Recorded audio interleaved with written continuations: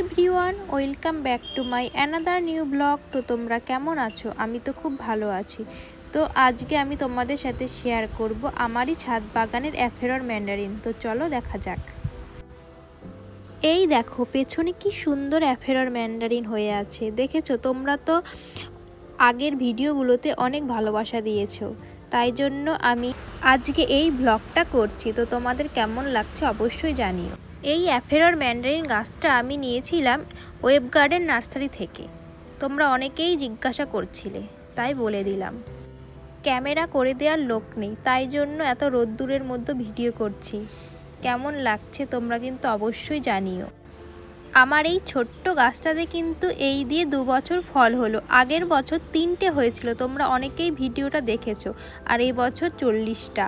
দেখো প্রথম দিকে এরকম সবুজ রঙের হয়েছিল, কি অপূর্বটাই না লাগছে, তাই না বলো?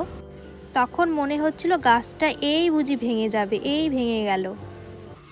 নিজের বাগানে এরকম একটা গাছ থাকলে খুবই ভালো লাগে। আর তারপর যদি এরকম ফল হয় তাহলে তো কোনো কথাই হবে না। প্রথম বছরে এই অ্যাফেরর ম্যান্ডারিন খেতে একটু টক মিষ্টি ছিল, কিন্তু এবছর আমরা টেস্ট করেছি, খুবই মিষ্টি।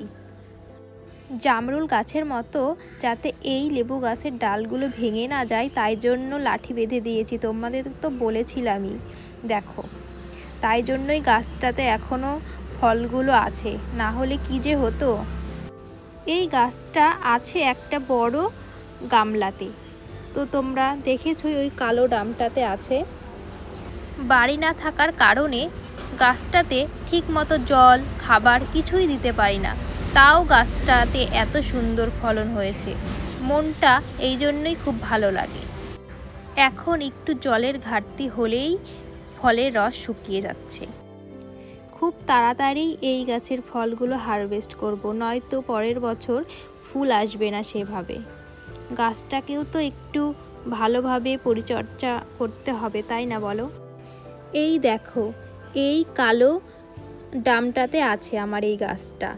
এই গাছটাও পরের বছর রিপোর্টিং করতে হবে। আর এই যে দেখো, বলেছিলাম না আমি একটা ফল ছিঁড়ে খেয়েছি, আর এর খোসাটা এতটাই পাতলা কি বলবো, আর এতটা খেতে মিষ্টি, দারুণ লাগে, খুব মিষ্টি খেতে। তোমাদের বলে বোঝাতে পারবো না, এতটা ভালো এই লেবুর জাতটা।